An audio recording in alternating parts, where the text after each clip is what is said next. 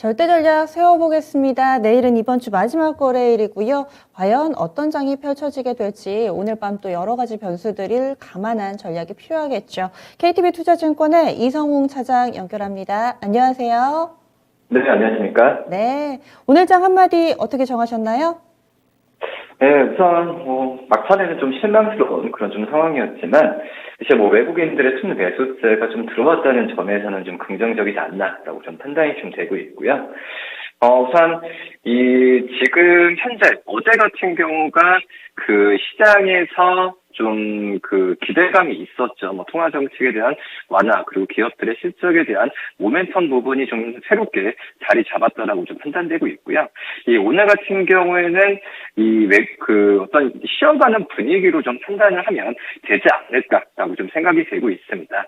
미국의 소비자 물가 어떤 발표에 대한 관망세가 있다라고 좀 볼 수 있겠고, 그리고 이제 게임즈 위주로 어떤 실망 매물이 좀 나왔기 때문에, 하지만 외국인들의 순매수가 꾸준하게 들어왔다는 점에서 저는 시장을 너무 비관적으로 볼 필요는 없다라고 좀 생각이 되고, 우리 좀 소비자 물가지수 발표 이후에는 이 통화 정책에 대한 리스크보다도 이 개별 기업들에 대한 모멘텀이 더 강하게 들어올 가능성이 크다라고 좀 판단이 되고 있어서, 그 전에 지난주까지 시장을 이끌었었던 리오프닝 그리고 경기 민감주의 상승세가 다시 내일장에서도 발휘하지 않을까라고 좀 판단이 되고 있습니다.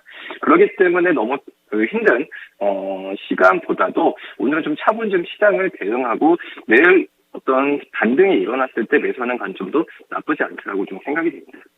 네, 시장 분위기 그렇게 나쁘지 않게 보시네요. 외국인 그러고 보니까 오늘 코스피 코스닥 나란히 샀습니다. 외국인 쪽에서 거래소 매수 규모가 8천억을 넘어가고요. 코스닥에서도 보니까 코스닥에서는 그래도 매도 대응이 나왔네요. 네, 코스닥에서는 2,700억 정도의 매도 우위, 선물 시장에서는 7천 계약 정도의 매수 포지션을 보여줬습니다. 그래서 오늘 외국인 순매수가 비교적 긍정적이다라는 데 포커스 맞춰서 오늘 장을 해석해 주셨는데, 혹시 놓친 오늘 장의 체크 포인트들이 있다면 몇 가지만 더 짚어주세요. 네, 시장이 좀 어떤 특징적인 사항이 좀 없다라고 좀 생각이 좀 되고 있는데, 다만 이제 발표되는 오늘 이제 소비자 물가 이거에 대한 부분에 있어서 관망하는 좀 부분이 좀 컸다라고 좀 말씀을 드렸는데, 지금 현재 본다고 하더라도 실제 결과가 그 컨센서스와 좀 다르게 나올 가능성도 분명은 있다라고 좀 생각이 되고 있습니다.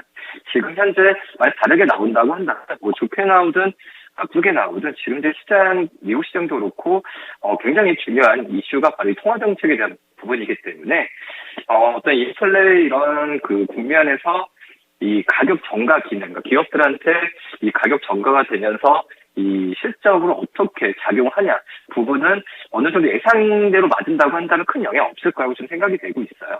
하지만 이 플러스 마이너스를 통해서 미국 기업을 중심으로 이 이익을 보는 기업도 있을 테고 손해를 보는 기업도 있을 거라 생각이 되고 있어서 이 자금 쏠림 현상이 좀 특정 부분으로 몰아진다면은 이 기업들마다 변동성이 굉장히 커질 것으로 좀 판단이 되고 있고요. 그런 점에서 봤을 때는 이 부분이 시장에서 오늘 좀 움츠리게 어떤 거래량도 그렇고 여러 가지 면에서 적극적인 매수 대응은 좀 못하게 하지 않았나라고 좀 판단이 되고 있습니다. 그나마 좀 다행인 부분은 달러에 대한 부분에 있어서 강세가 달러에 대한 강세 부분이 좀 어떤 수평적인 수직으로 좀 가고 있다는 점에서 이 부분이 좀 외국인들의 어떤 순매수를 좀 계속 기대를 할 만한 요소이지 않을까라고 좀 판단이 되고 있고요. 어떤 특징적인 부분은 오늘 금융주들의 상승세가 좀 오늘 같은 경우에 금융주들이 좀 시장에서 좀 많이 관심을 받지 않았나라고 좀 생각이 되고 있고, 이 금융주들 같은 경우에 우리나라도 그렇지만은 금리 인상에 대한 부분에 있어서는 글로벌적인 트렌드라고 좀 판단이 되고 있습니다. 그런 점에서 봤을 때는 은행주 중심으로 이자 수익에 대한 기대감이 좀 커지지 않을까라고 판단이 되고 있고, 지금 현재 어떤 성장주나 어떤 제조업체들의 이 주가가 변동성이 심해지는 그런 구조로 가고 있을 때 우선 이 금융주들이 좀 대안주로 좀 부각할 가능성도 크게 있다라고 좀 생각이 되고 있습니다.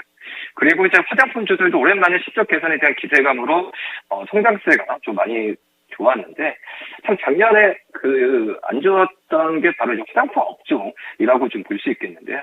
이제 올해가 어떤 특별하게 좋다라는 것보다도 기술 효과가 굉장히 좀 세게 나올 가능성이 좀 있지 않을까라고 좀 판단되고 있습니다.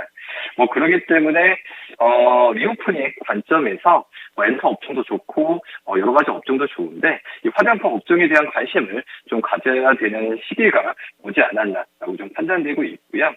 지금 이제 중국 같은 경우가 좀 베이징 올림픽 한창 열리고 있죠. 그러기 때문에 어떠한 소비 위축이 우려에 대한 부분, 그러니까 대체 올림픽 개최로 방역 시행도 있을 테고 그런 얘기도 있긴 하지만 제가 봤을 때는 일시적인 시장 위축이지 않을까. 여기서 판단되고 있고요. 오히려 지금 이 오프닝에 대한 기대감을 더욱더 가져간다면은 이 화장품 업종이 주가가 좀 떨어졌을 때 매수하는 관점으로 들어가도 괜찮지 않을까라고 좀 판단이 좀 되고 있습니다. 오늘 특징적인 종목이 바로 이제 그래도 이 아프리카 TV의 좀 변동성이 좀 심했는데요.